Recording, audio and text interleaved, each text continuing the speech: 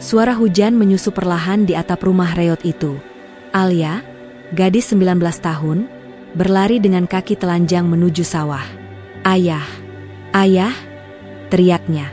Di tengah lumpur yang menghitam, tubuh Pak Rahmat terbujur diam. Nafasnya megap-megap. Badannya dingin, mulutnya menggigil, dan matanya mulai sayu. Mereka membawanya ke RSUD Kota Subang, rumah sakit rujukan yang kini penuh sesak oleh pasien bergejala COVID. Alia menggenggam tangan ayahnya saat masuk IGD. Tapi hanya sebentar. Petugas berseragam hazmat mendorong ranjang itu ke dalam lorong tertutup. Dan itu menjadi terakhir kali Alia melihat ayahnya hidup. 2 hari kemudian, telepon berdering. "Maaf Bu, pasien atas nama Rahmat sudah meninggal dunia pukul 3.18 dini hari tadi. COVID-19. Hening.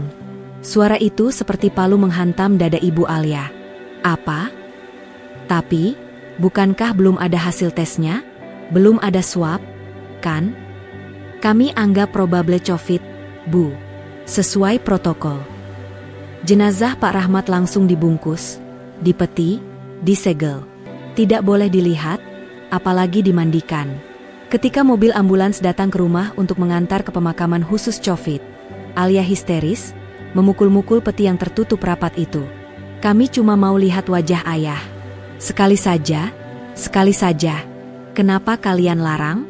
Ini ayahku. Aku anaknya." Tangisan pecah. Tapi petugas hanya menunduk. Tak ada satupun yang menjawab. Prosesi pemakaman selesai dalam 20 menit. Tanpa doa panjang. Tanpa pelukan. Hanya tanah basah yang menutup semuanya. Malam harinya, seorang tetangga berbisik kepada Ibu Alia.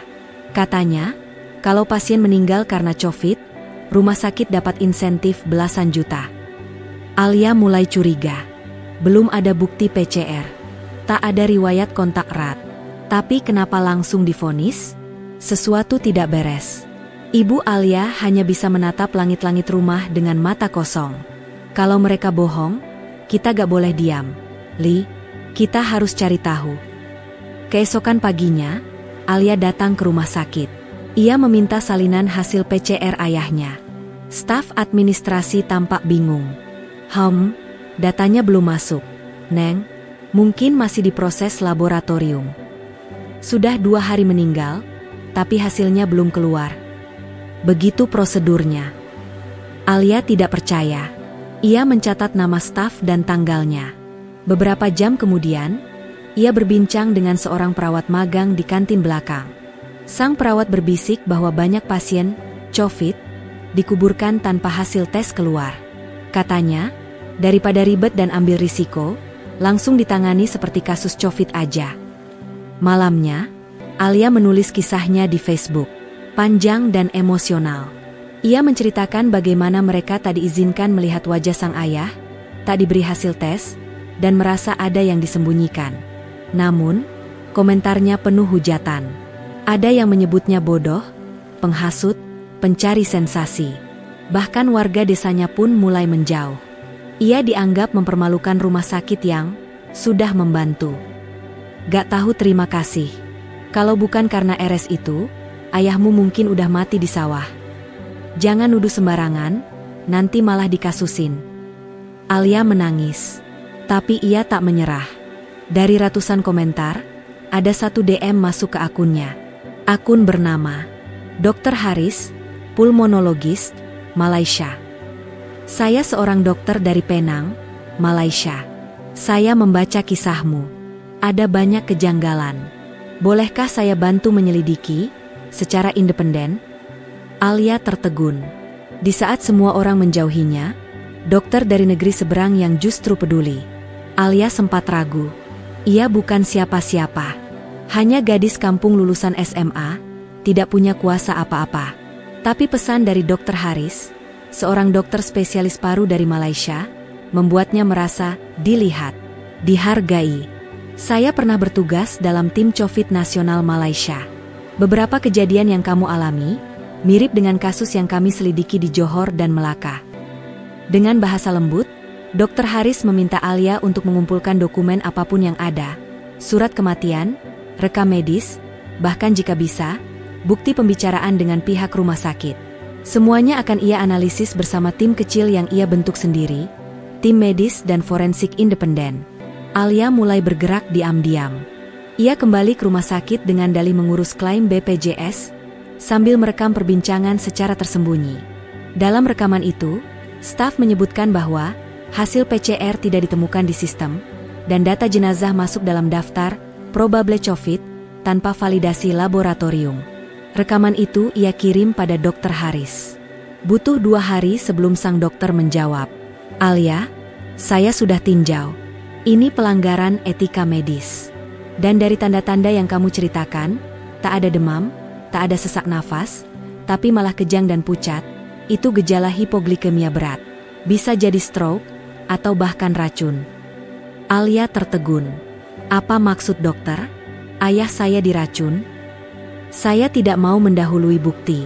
Tapi jenazah ayahmu tidak layak dipeti secara instan tanpa konfirmasi. Terlalu cepat, terlalu tertutup. Dan, jika kamu izinkan, kami akan bantu proses investigasi dari Malaysia." Namun satu hal menghantam Alia lebih keras dari fakta itu, jenazah sang ayah telah dikubur tanpa bukti otopsi. Bagaimana jika benar ada yang tidak wajar? Bagaimana bisa dibuktikan? "Kalau kami minta jenazah ayah digali, semua orang di kampung pasti benci kami." Tapi Ibu Alia berkata pelan, menahan tangis. "Kalau memang benar ayahmu dizalimi, biarlah seluruh dunia membenci. Kita cari kebenaran." Beberapa hari kemudian, Dr. Haris menghubungi koleganya di Malaysia yang memiliki akses ke jaringan Whistleblower ASEAN, sebuah organisasi diam-diam yang mengawasi pelanggaran hak pasien di Asia Tenggara selama pandemi. Ternyata, bukan hanya 1 atau 2 kasus seperti ini. Di Jawa Barat saja, ada puluhan jenazah COVID tanpa hasil PCR. Sementara itu, Alia kembali menerima teror. Surat kaleng dengan tulisan, "Tutup mulutmu, sebelum semua keluargamu menyusul ayahmu." Ibu Alia ketakutan. Tetangga mulai bisik-bisik. Beberapa orang menyarankan mereka pindah saja dari kampung. Namun Alia kini bukan gadis penakut lagi.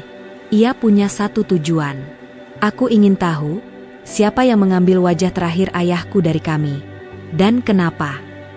Di layar handphonenya, Dr. Haris menulis, "Kami akan datang ke Indonesia. Kami tidak akan diam." 2 minggu setelah kematian ayahnya, Alia menerima tamu tak terduga. Dr. Haris benar-benar datang dari Penang, Malaysia. Bersama seorang rekan wanita bernama Dr. Farah, spesialis forensik dan hukum medis. Mereka menyewa kamar kecil di hotel dekat RSUD. Tujuannya hanya satu, membongkar misteri kematian Pak Rahmat. "Kami sudah hubungi pengacara HAM di Jakarta. Jika terbukti ada malpraktek atau manipulasi administratif, ini bisa jadi kasus besar," ujar Dr. Farah serius. Alia menggigil. Tidak pernah ia membayangkan kisah sedih keluarganya bisa melibatkan orang luar negeri, apalagi sampai menyentuh jalur hukum lintas negara. Dengan bantuan whistleblower, Dr. Haris mendapatkan salinan catatan internal rumah sakit, bukan dokumen resmi pasien, tapi laporan audit keuangan selama masa pandemi. Di sana tertulis dengan gamblang, "Insentif kematian probable COVID, Rp15.000000 jenazah." Lebih dari 130 kematian tercatat sebagai probable COVID dalam 3 bulan terakhir, mayoritas tanpa hasil PCR. Beberapa bahkan hanya masuk IGD kurang dari 4 jam, langsung wafat dan dikubur tanpa verifikasi. Ini bukan kelalaian. Ini sistematis. Mereka mencari keuntungan dari kematian, kata Dr. Farah, wajahnya menegang. Tapi kasus Pak Rahmat punya keanehan lain. Berdasarkan wawancara dengan salah satu petugas kebersihan, diketahui bahwa jenazah ayah Alia sempat dibawa ke ruangan khusus sebelum dipeti. Ruangan itu dikenal sebagai Unit 17, sebuah ruang kosong yang tak terpakai sebelum pandemi. Petugas itu melihat 2 orang berseragam putih masuk ke dalam ruangan itu sekitar jam 2 pagi, 1 jam sebelum kematian Pak Rahmat diumumkan. Saya sempat dengar mereka bilang, "Ambil cepat, sebelum dibawa ke pemulasaran." Tapi saya nggak tahu maksudnya apa. Alia tercekat. Kepalanya seperti dipukul dari belakang. Ambil cepat? Apa yang diambil? Dr. Farah langsung curiga. Kalau benar jenazah dibawa ke ruang tak terdaftar dan dilarang dibuka petinya, kemungkinan besar ada pengambilan organ ilegal. Alia nyaris pingsan. Tangan ibunya gemetar. Tidak, ayah saya, tubuhnya, dimutilasi. Dokter Haris mencoba menenangkan. Kami belum bisa memastikan. Tapi pola ini mirip dengan beberapa kasus di luar negeri. Organ korban diambil dengan alasan, Covit harus cepat dikubur. Padahal sudah ada prosedur standar yang harusnya diikuti. Mereka pun membawa data ini ke Komnas HAM. Tapi sayangnya, laporan itu ditolak. Alasan mereka, tidak cukup bukti. Jenazah sudah dikubur. Tanpa otopsi, semua itu hanya spekulasi. Alia tidak tinggal diam. Ia memohon pada pihak desa untuk menggali makam ayahnya. Tapi warga menolak keras. Jangan ganggu makam orang mati. Kalau kau bongkar kuburan itu, kami usir kau dari sini. Alia bersimpuh di depan papan nisan ayahnya. Ayah, kalau memang kau dizalimi, beri kami petunjuk. Jangan biarkan kebenaran dikubur bersama tubuhmu. Malam itu, Dr. Farah menerima surel dari seseorang anonim. Saya tahu apa yang terjadi di unit 17. Saya siap bersaksi. Suara ketukan pelan di pintu kamar hotel Alia memecah hening malam.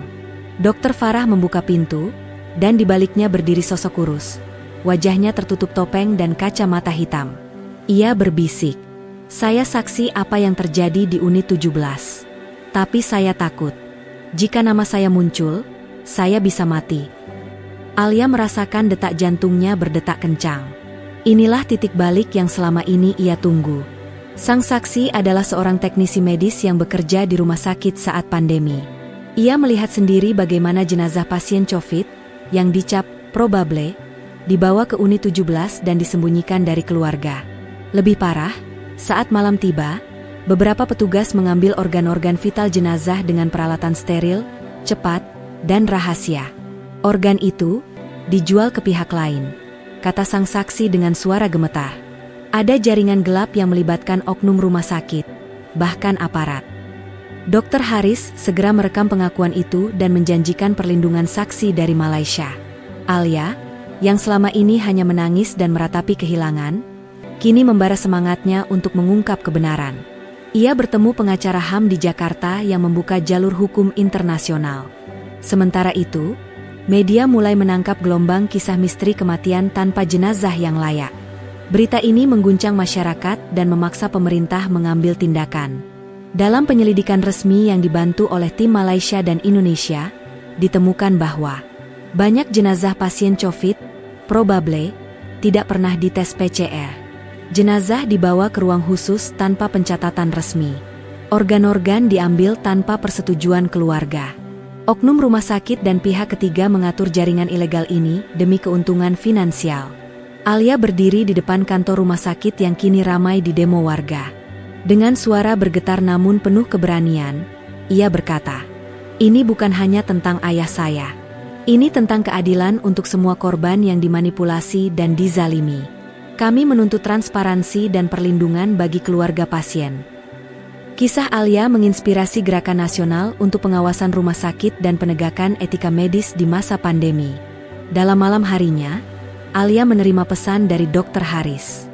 Kebenaran adalah cahaya yang tidak bisa kau sembunyikan. Teruslah berjuang. Alia memandang bintang di langit, teringat ayahnya. Ayah, kau tidak akan pernah terlupakan. Kebenaran akan kubawa sampai akhir. Akhir cerita ini mengingatkan kita bahwa di balik tragedi pandemi, ada banyak cerita yang belum terungkap. Kebenaran dan keadilan harus selalu diperjuangkan, meski harus melewati jalan yang gelap dan berliku.